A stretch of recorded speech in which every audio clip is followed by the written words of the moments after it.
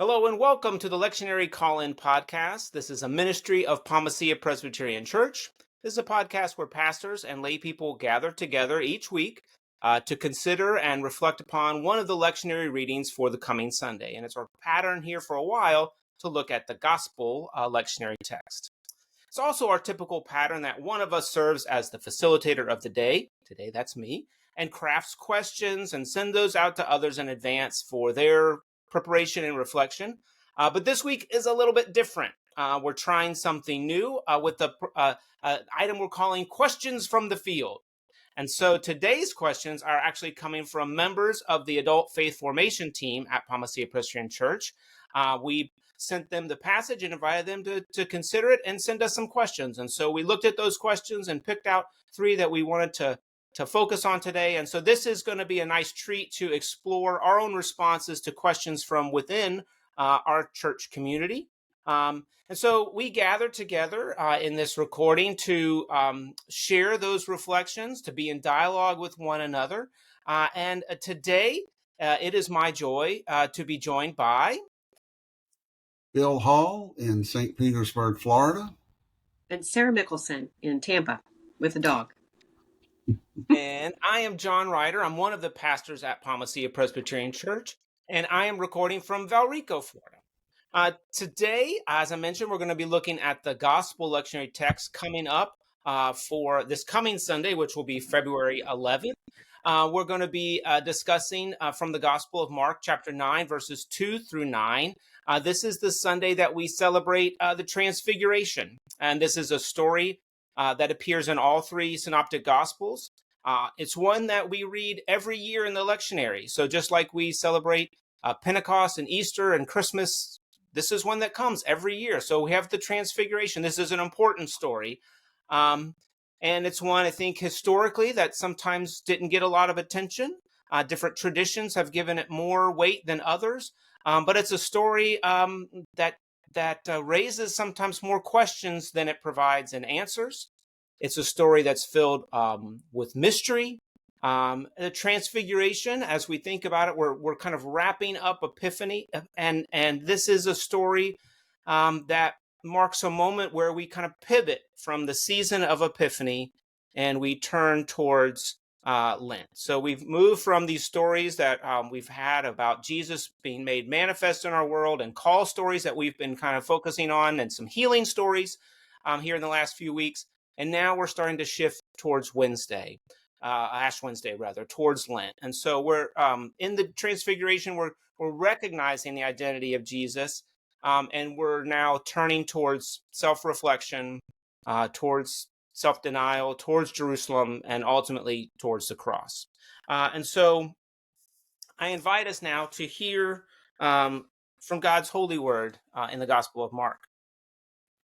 6 days later, Jesus took with him Peter and James and John and led them up a high mountain apart by themselves. And he was transfigured before them, and his clothes became dazzling white, such as no one on earth could bleach them. And there appeared to them Elijah with Moses, who were talking with Jesus. And then Peter said to Jesus, "Rabbi, it is good for us to be here. Let us make 3 dwellings, one for you, one for Moses, and one for Elijah." He did not know what to say, for they were terrified. And then a cloud overshadowed them, and from the cloud there came a voice, "This is my son, the beloved. Listen to him." Suddenly, when they looked around, they saw no one with them anymore, but only Jesus. As they were coming down the mountain, he ordered them to tell no one about what they had seen until after the Son of Man had risen from the dead. This is the word of the Lord. Thanks be to God. So as we hear in this text, Jesus, at the very beginning, Jesus takes 3 of his disciples with him up the mountain. And so our first question is just about that. First question for consideration is, why did Jesus choose Peter, James, and John, and not any of the other disciples? Or why didn't he take all of the disciples up there? Why these 3? And so that's our first question from the field, and I will invite Bill to hear your response. First of all, I want to applaud the fact that these are questions coming from the field. I like that change and applaud it. I will speak to your question, but this first, briefly, I disciplined myself to read all the other lectionary passages for this week, and I found a few sentences comment on all four from a scholar named Kristen Stone King. She's a bishop, a Methodist bishop, and a professor at a seminary. She says all of the texts this week deal with holy, transforming light, but they also speak to the awkwardness of waiting for and finally experiencing the light. Elisha's is a stop and go pilgrimage before he sees the chariots of fire. The psalmist proclaims the march of the sun across the sky while also waiting for the eschatological arrival of God's justice for God's people. The passage from Paul empathizes with the believers in Corinth who are having to wait and work to give the light of the knowledge of the glory of God. And now Jesus leads Peter, James, and John up a mountain where they wait and are terrified by the cloud of glory that overshadows them. I found that connection helpful. Uh, I think it's fortunate, John, that Scripture does not answer this question. We're not told. So this is my imagination at work. I think if we had been told what the characteristics were, it could lead into our developing a bullet list of what we need to do or be in order to merit special favors from God. I don't think it was a matter of special favors, and I'll say more about that in a moment. In my imagination, Jesus chose these three disciples because he may have discerned that they needed to learn and experience something new about his message and mission. Interestingly, in each of these three accounts, the voice from heaven, what is the instruction the voice gives them? Listen. Listen to Jesus. And later events in the lives of these three disciples will demonstrate how difficult that was for Peter, James, and John. So we have to acknowledge that we do not know and will not fully know why Jesus made this decision at this time. Absolute certainty about this story's meaning is not possible. As you noted, it's in all three Gospels. And in each, the lead up to the Transfiguration's narrative is Jesus's declaration that his followers must deny themselves and take up their cross. And Jesus concludes by saying, outside of this pericope, beyond it, there are some standing here who will not taste death before they see the kingdom of God. And each of the synoptic accounts says that they were able to see the transfiguration was seen. It's referred to also in the letter of 2 Peter, first chapter, where Peter writes, we had been eyewitnesses of Jesus Christ's majesty. We ourselves heard this voice come from heaven while we were with him on the high mountain. Peter never forgot this experience. So for me, this event was one in a series of opportunities for these three disciples who became influential leaders to experience an unusual yet powerful dynamic of the good news of Jesus Christ. Thank you, Bill. Sarah, what are your thoughts about the selection of these three? I will say that these three argue over who can sit on the left or the right at the table in positions of honor. I will say that these three also answer the question on who do you say that I am. In Mark, that comes in the couple of verses before this one. So I see this particular experience as affirmation again of identity of who Jesus is. and a reframing of what does that mean? Because I think from the perspective of the witnesses, the disciples that witnessed this, Peter, James, and John, and even us, we see this as this moment of something we can't understand, this moment of mystery. And then we're back to, yeah, you're just like us. And I think this is perhaps a moment where they go, oh, hey, wait a minute, maybe we were wrong. Maybe he's not like us. And that's important, I think, to the story that Mark's unfolding. These are the same three that go to heal Jairus' daughter and see Jesus raise a child from the dead, which I think is like, okay, so you're catching a glimpse. Here are some moments when you experience this. These are the same three that go to the Garden of Gethsemane to pray with him. So there's this sense of these three are singled out. Maybe they were the closest of friends within the group that Jesus had. But maybe they were also, and maybe you've experienced this when you've witnessed people who have leadership skills, or who are prone to misbehaving, and you need to include them in what you're doing so that they are engaged, and I would say all that good energy is being deployed instead of stored somewhere in mischievous methods. So that being said, Brian Stoffergen said that these are the ones who see the power to raise the dead. They see Jesus in his heavenly glory, and they see him in his earthly agony. So it's this full, I would say, understanding or perspective or witnessing. They can see the full spectrum of Jesus in his actions and his deliberate behaviors on earth. Why was it important that these three witnesses see the transfiguration? I guess is one of my questions. How would seeing this experience or having this experience better prepare them for what's coming? And who they might be after the crucifixion may be dependent on this moment. Each will be spreading the gospel, and this experience may fuel that outcome in a way that we can't comprehend.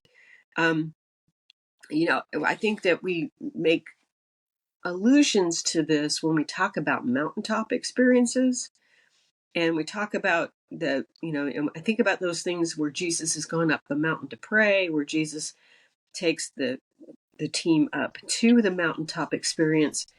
That it's illuminative, and I don't mean to use that word in a pun, but I think that's valuable. You change the perspective when you climb the mountain. You can see farther. You understand a little bit about the geography of the place around you. It gives you the flexibility of a shift in how you imagine the next steps to be. I think this is invaluable for these particular three, and I think that's helpful to us. I think that it's shifting their thinking about Jesus. Very good. Thank you, Sarah. Yeah, I like this question. I think a lot of these questions we're getting today from the field, in many ways, capture the mystery that's present in this passage, and that I don't know that there's an answer for this one necessarily, right? I mean, these three were the first disciples called along with Andrew. Which then my question is like, well, where's Andrew? Why is he not in there too? But there were some of the first ones called.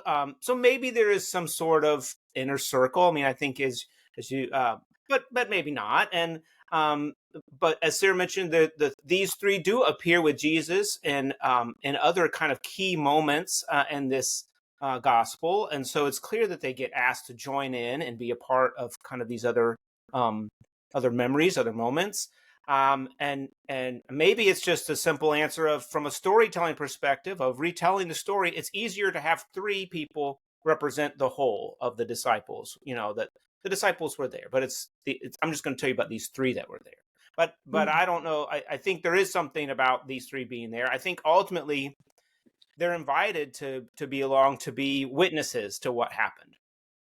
And even though they're told to keep quiet about it until later, I think they're there to speak to what happened and to share it. And as Bill mentioned, Peter remembers it. I mean, it's brought up again. And so I think there's also this tradition, as I don't remember which commentary it was, but saying that there's in that world there's this idea that 2 or 3 witnesses make something legally binding. So maybe having 3 of them there is to give some greater credibility to this kind of amazing moment that happened. But I think personally for me, having the 3 of them there, their presence there draws me into the moment. If it's just a scene where it's Moses, Elijah, and Jesus, it's impressive.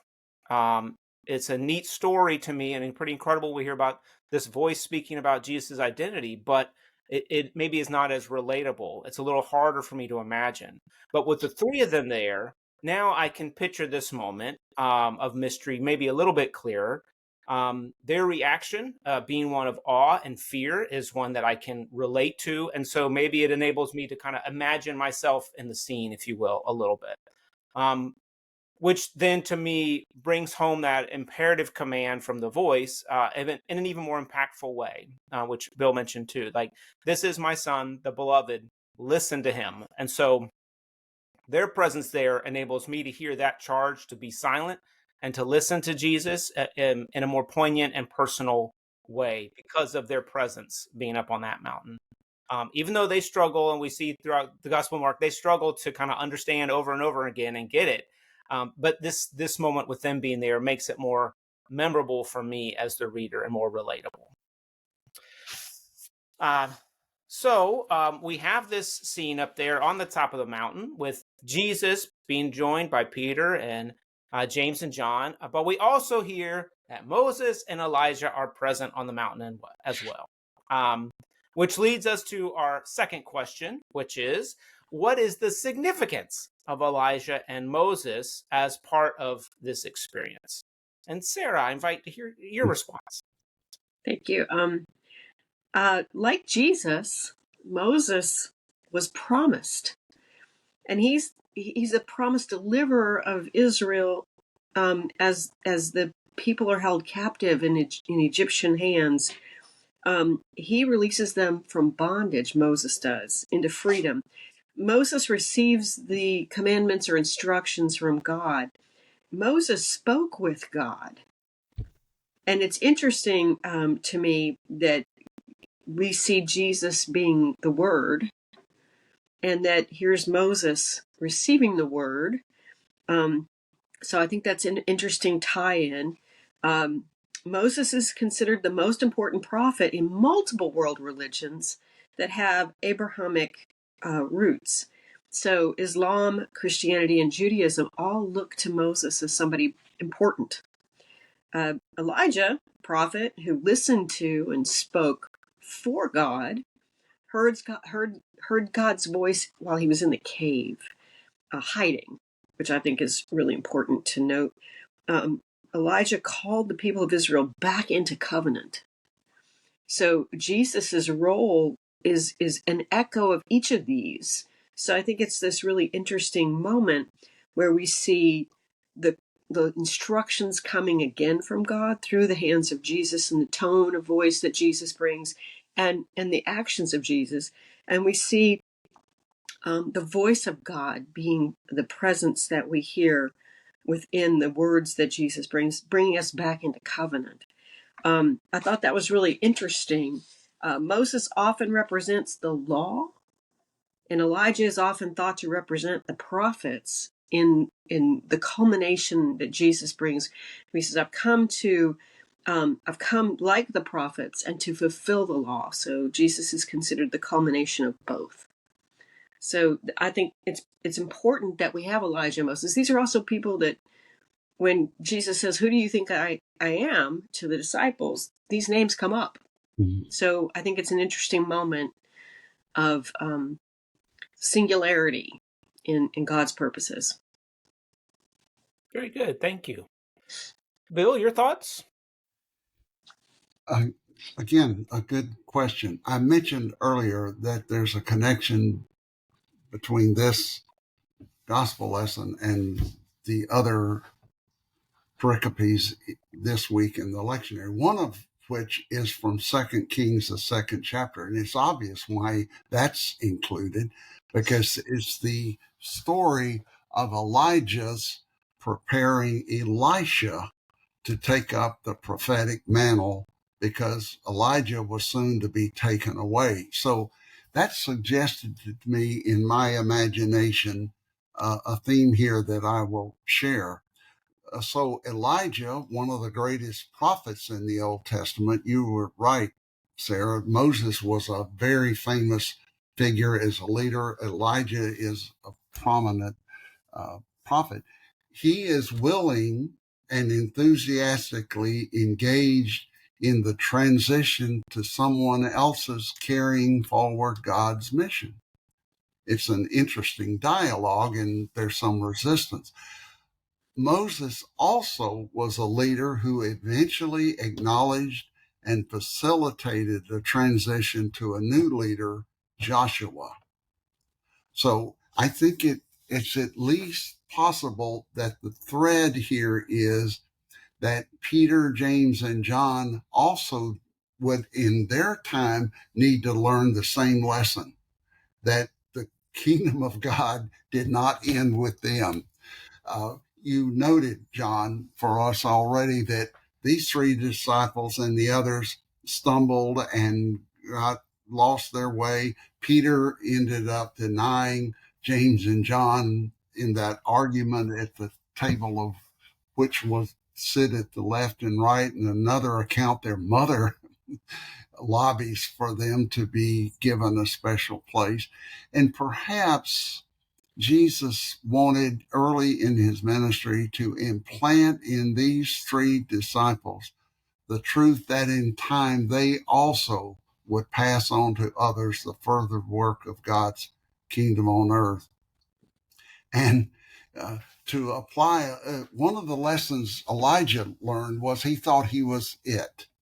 Even I alone, am faithful to you. And we remember God's response 7,000 have not bowed the knee to Baal. There are in every age those who remain faithful to God's vision and purpose for life on earth. And I've said this to you, John, and to other younger pastors as one in retirement in the 8th decade of my life, in the 4th quarter. It's exciting to know that people like you and others are taking leadership. So that transition is always an important lesson for us, not only to learn, but to celebrate. Very good. Thank you, Bill. I think for me, the quick answer of why they're there, what the significance is, both of you have mentioned that Moses represents the law, and Elijah, as one of the first prophets, represents the prophetic tradition. So together, they kind of represent the fullness of the Jewish experience of faith up to that point. But I think they also kind of represent different eras of history and different expressions of faith.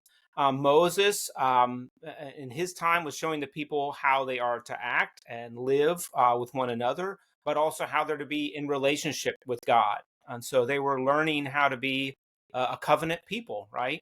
And in the time of the kings, when they were ruling, the prophets helped to speak to what the kings were doing right, but most often to speak about what they were doing wrong, where the people had gone astray, right? But they were guiding the people, I think, about how to live out their faith in community and in the wider context of the world around them. And now we have Jesus here in this scene and kind of representing an era, a time in which maybe you don't need anyone else to connect to God, to have a relationship to God. And so you can do that through Jesus Christ directly. And we know, we celebrate and say that Jesus is the fulfillment of the law and of the prophecies that have been given. And so I think there's this kind of having them all there represents all these things together, as you all have mentioned, and it connects Jesus to a larger kind of ancestral history that's been given in leading up to this. but on kind of a maybe a humorous note, but on a side note, I mean, we hear that they were talking together, talking with one another. And so there's, I think, an interesting level of equality. Jesus wasn't preaching to them; they were talking with one another. It says, and so when you talk with one another, you're kind of more on the same level. And so I think that's an interesting kind of choice of use of words there about them talking. But my wife, who's also a pastor, we were kind of talking about this the other day. Like, I wonder.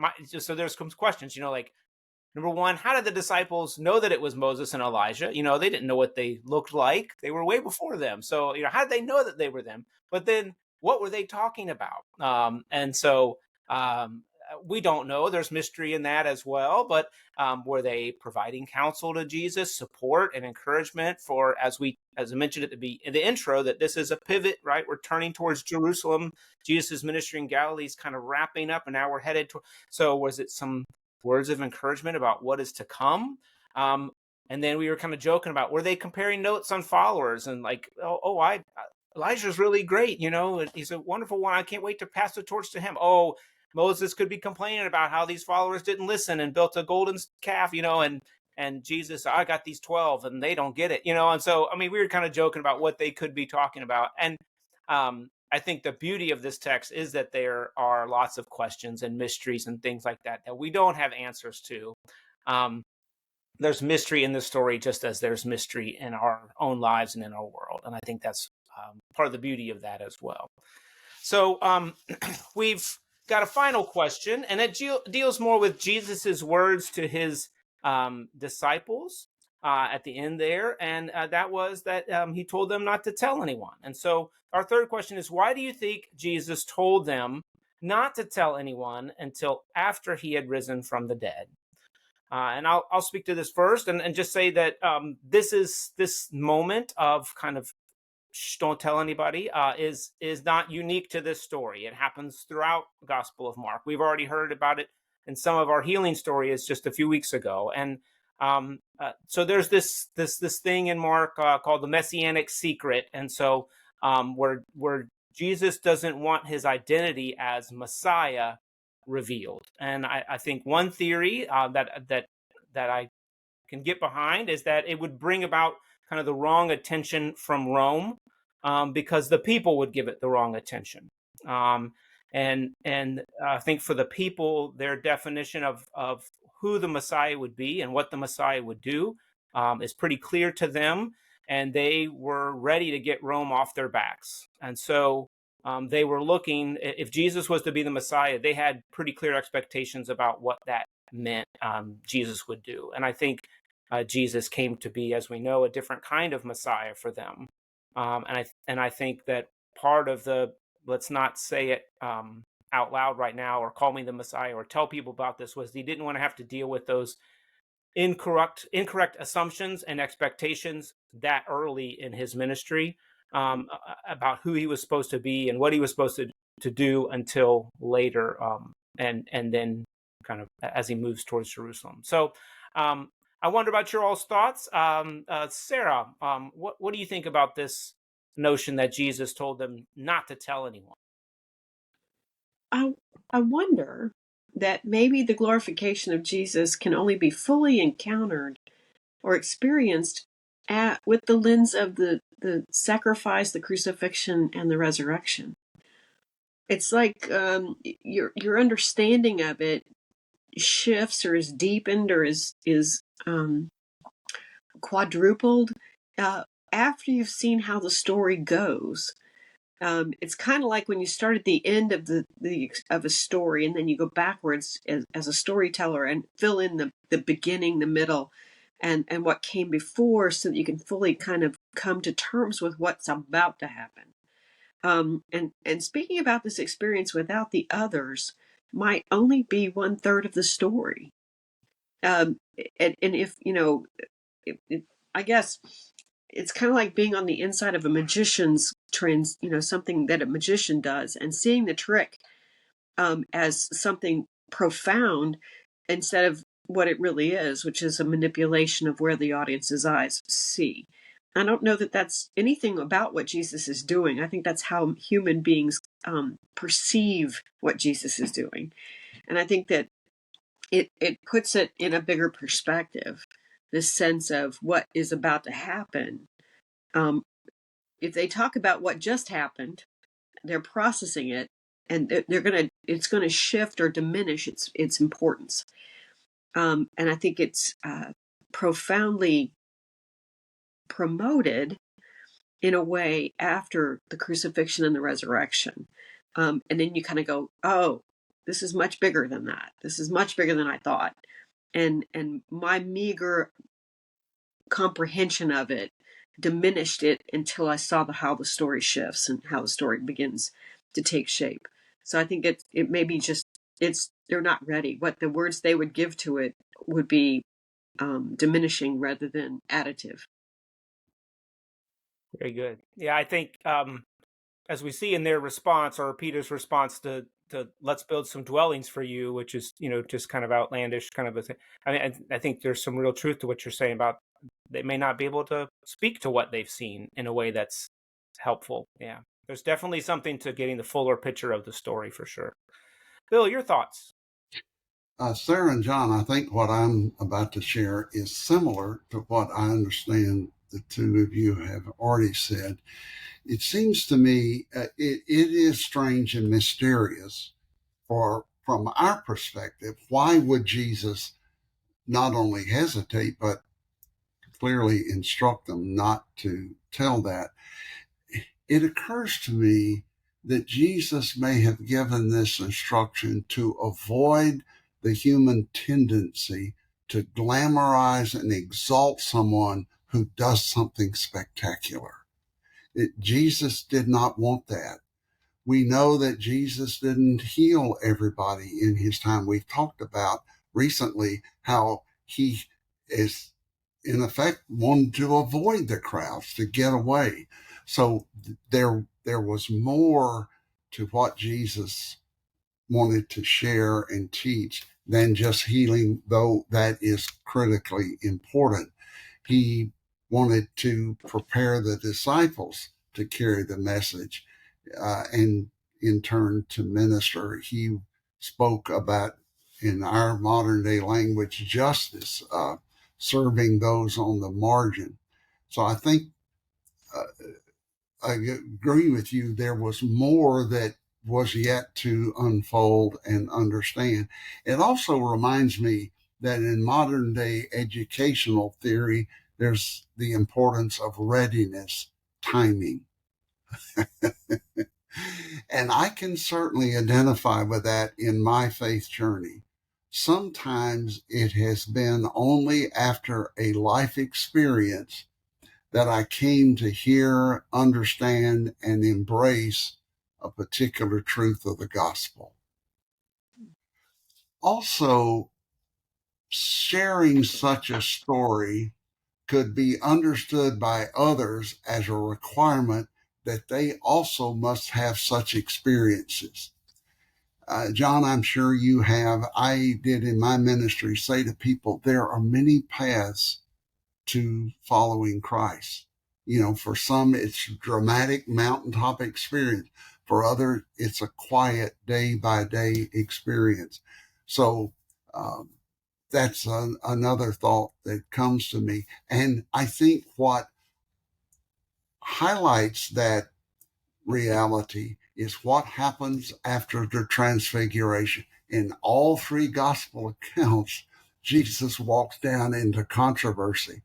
The other disciples had been unable to heal this very troubled boy whose father had pled for healing, and Jesus heals him. But there's a stark reminder, and there's a work of art that shows both the top and the bottom, the light at the top and the conflict at the bottom. So those are my thoughts. Again, excellent questions, adult education team. Keep up the good work. Very good. Thank you both. I'm grateful for you all being on the call. I'm grateful for your thoughtfulness and insights today. And as you mentioned, Bill and Sarah, both, we're incredibly grateful for the questions from the field. And so that was a delight. For our listeners or viewers, we hope that these questions and our responses might spur in you a desire to continue to explore what God might be saying to you in this story of awe and mystery about identity as well. And if you have any questions, would like to share with us your thoughts, you can reach us at lectionary call-in at palmacia.org. As we've mentioned, this podcast is sponsored. This is part of the ministry, if you will, of Palmacia Presbyterian Church, and we invite you to go to palmacia.org to learn more about this church, its worship, its programs, and its ministry in Tampa. Again, we thank you so much for joining us, and pray that your day may be filled with joy and peace. Take care, and God bless.